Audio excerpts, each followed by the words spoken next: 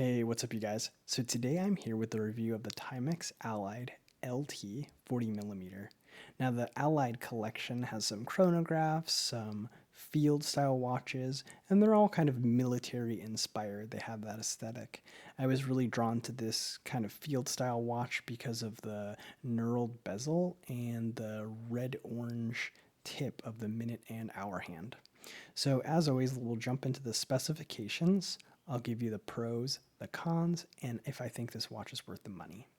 So as I said, it's a 40mm case. It's 49mm lug to lug. It's only 10mm thick, one of the benefits of having a quartz watch. It's 20mm lug width, and it's supplied on this leather strap that tapers down to about 18mm. You do have a signed Timex clasp, and these supplied leather straps do have quick release bars, which makes strap changing very easy. On the case back, this is just a snap-on back. The back of the case is the only part that is stainless steel. The rest of the watch is low lead brass, which is a cost-saving measure, but as you'll see as I turn the watch around, you can't really tell the difference between the two materials. They do have this very cool design on the back here. It says designed and engineered by Timex. Watchmaking since 1854 here, and the Allied collection at the bottom. So I like that. This watch has 50 meters of water resistance. Jumping back over to the case, you have brushing along the edges and the top of the lugs.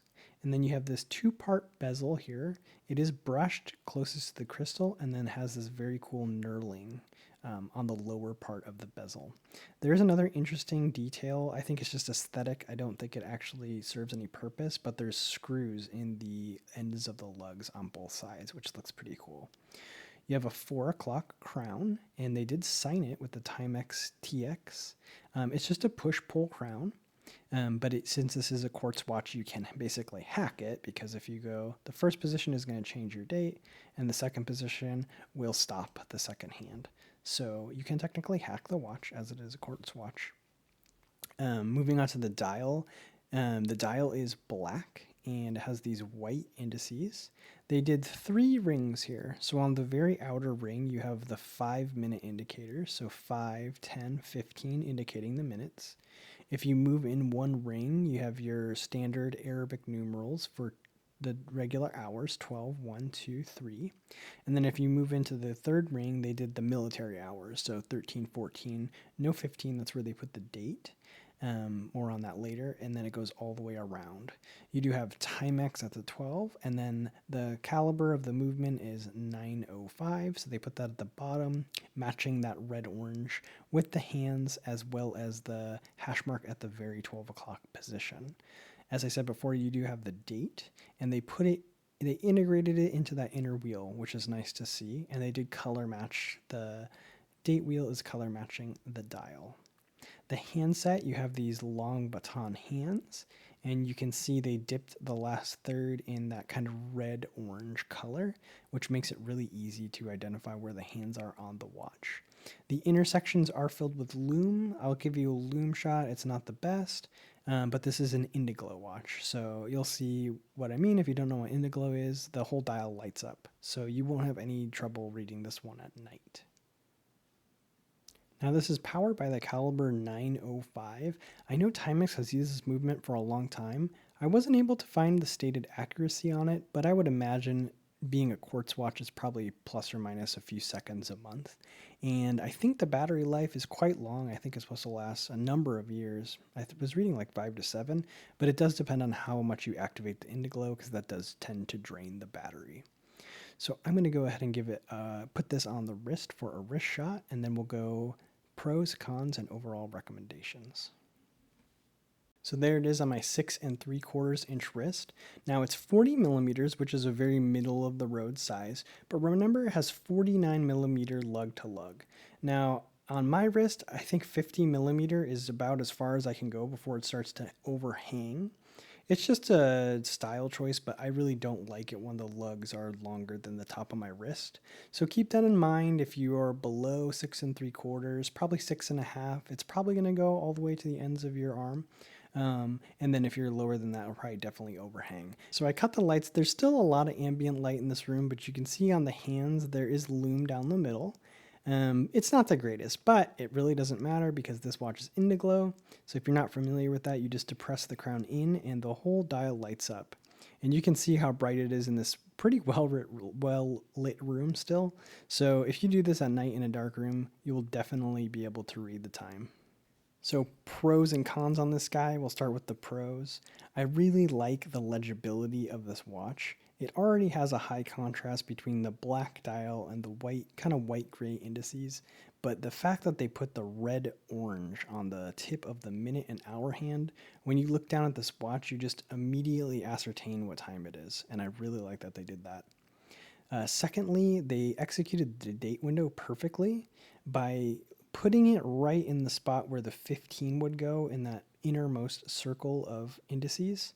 You don't really notice it because the symmetry of the dial is not broken. So when you go to look for the date, it's there and you'll see what the date is. But when you're not really looking for it, it just blends in and it doesn't look like it's there at all, which is really the best way to execute a date window in my opinion. And then finally, I just like the aesthetic of this watch. I really like, I kind of, these weird screws are growing on me, and I love the knurled bezel. It's a very cool, just kind of military style field watch. So I do like that, and I like this 4 o'clock position on the crown. The cons then, I like that it's 40 millimeter, but why did it need 40 millimeter lug to lug? Now they do slightly curve down, which makes the wearing of the watch more comfortable, but I think this would have been fine with like a 47 or 46 millimeter lug to lug. It's kind of a weird combination of this is a very versatile size at 40 millimeters, but then making the lug to lug 49 millimeters kind of limits the people that would be able to wear it, and it makes for what I think is kind of some strange dimensions of the watch. On my version, another con is you can see the second hand is not properly aligned. It's just a little bit off. I do think if I sent this back to Timex or contacted Timex about this issue, they would replace the watch, but it's not that bad in this case. It's not so bad that it's driving me crazy. So I think I'll just live with it on this one, but no, that is sometimes a risk you take on quartz watches. I've had pretty good luck with them aligning, but I think from time to time you will get one that doesn't align. And then finally the strap, I don't know if this is the best strap. It's a little bit uncomfortable. There's a stitch on this keeper that's kind of rubbing into my arm in an uncomfortable way. And it just seems like it's already starting to fade kind of where the keeper hits. I think this band could probably, I don't know how well it's going to hold up and you might need to replace it. But it would be easy to do with these quick release spring bars, and just kind of keep that in mind. Overall, at I think this is $89 MSRP. I couldn't really recommend it at that price. I think at that price, you're right in Seiko SNK 805 territory, which is the same kind of, that's more of a Flieger style watch, but it is also kind of like a field watch. But then you're getting like a mechanical movement. I think that's probably just a better watch for the price. But keep in mind, you can get these on some pretty killer sales. I bought this through Macy's, and it was one of those situations where it's already on sale, and then they have a promo code, and I think it was down to, I think I got this for 39 bucks. So at $39, I think this is worth the price. If you're just looking for a quartz watch and the style and the aesthetic draws you in, then I think it's worth it at that price. But I would not pay full MSRP for this guy. So that's all. That's all for today, you guys. If you're liking the content, please like and subscribe. It really helps the channel, and I will see you next time.